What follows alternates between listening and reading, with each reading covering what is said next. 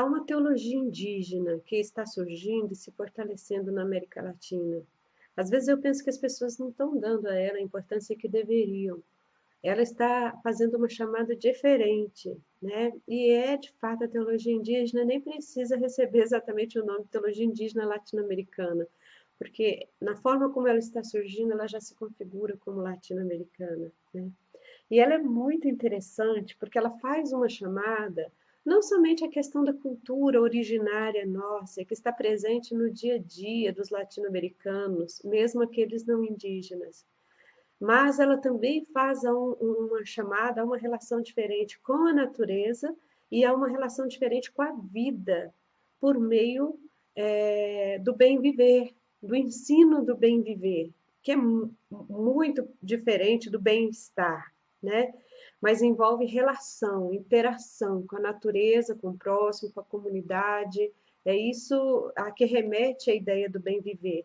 Então, além dela tocar nesses assuntos, que são assuntos extremamente contemporâneos, e nisso ela se torna extremamente contemporânea, porque ela corresponde, e de uma forma assim profunda e muito correta, com as demandas, as chamadas, os apelos contemporâneos, as perguntas contemporâneas, né?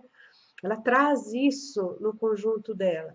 Só que para pensarmos, né, uma teologia indígena e permitirmos que ela contribua com o nosso fazer teológico não indígena, né, mas ter nela uma direção, uma orientação e até uma fundamentação para uma teologia da vida, a partir das chamadas que ela faz, daquilo que ela coloca, nós precisamos estar dispostos a fazer uma revisitação dos textos bíblicos, né, e situar esses textos bíblicos no seu próprio contexto histórico, que também é de culturas que eram chamadas de tradicionais, que não é um nome muito feliz, porque remete à tradição e tudo mais, mas são culturas que também fazem esse apelo à vivência por meio da sabedoria. Então, ler o Antigo Testamento, por exemplo, e até o Novo Testamento, na ótica da sabedoria, da cultura do Israel antigo, da cultura hebraica, nos ajuda a entender o pensamento indígena. Sim, é esse caminho que temos que fazer.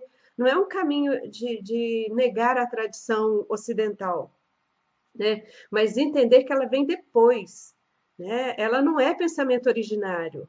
O pensamento originário bíblico, se podemos afirmar isso, é o pensamento hebraico, é o pensamento sapiencial, da sabedoria, do bem viver, da relação com o mundo, com a vida, com o próximo, com a natureza, né? Com o que nós chamaríamos hoje de ambiente.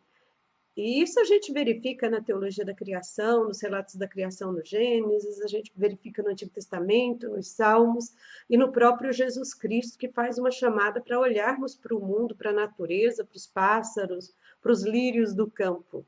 Né? O próprio Jesus pensava dessa maneira. E a teologia indígena remete o nosso olhar para lá, mas dessa maneira, nessa ótica. Dificilmente a gente vai conseguir reconhecer bases bíblicas de uma teologia indígena passando somente pela via, né, de uma teologia e de uma hermenêutica ocidental. É muito complicado isso. É preciso fazer essa revisitação à cultura hebraica que deu origem aos textos bíblicos.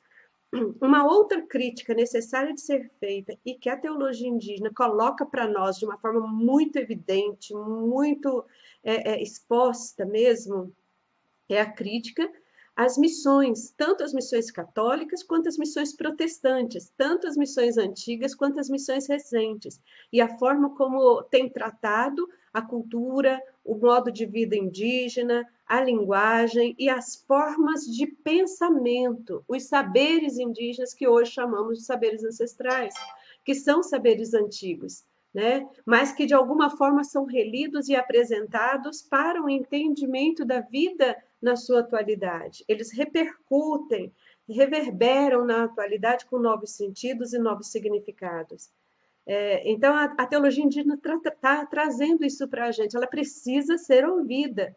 Você quer ouvir algo novo que vai te conectar com as chamadas contemporâneas para a vida, com uma relação ecoteológica, né, ecológica, com a recuperação, né, e a volta às sabedorias e aos saberes ancestrais, escute, leia a teologia indígena, porque ela traz tudo isso no seu conteúdo, uma novos caminhos para uma leitura bíblica, novos caminhos para uma relação com a vida, novos caminhos para uma relação com a cultura nossa, né?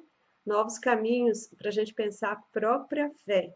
Vale a pena. Leia textos de indígenas, leia textos teológicos de indígenas, leia teologia indígena, escute o que eles têm a dizer e você vai aprender não algo sobre coisas, histórias antigas somente, porque elas são necessárias serem recuperadas nessa questão dos saberes ancestrais, mas você vai ouvi-las, né, com implicações e repercussão para a própria vida hoje, na forma como ela está acontecendo.